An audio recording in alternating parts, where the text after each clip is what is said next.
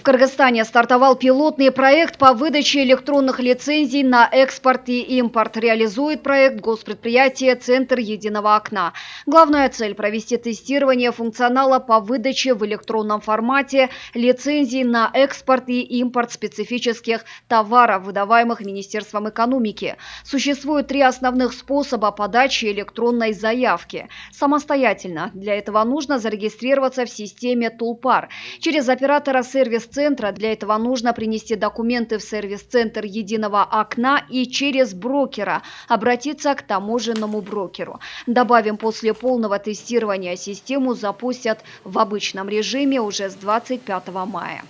Если раньше часть задач возлагалась на самого предпринимателя-заявителя по сбору необходимых для получения этой лицензии документов, то с введением в полный цикл данной информационной системы, данного процесса, то есть эта ноша возлагается на само Министерство экономики, то есть посредством информационной системы осуществляется взаимодействие со всеми заинтересованными сторонами,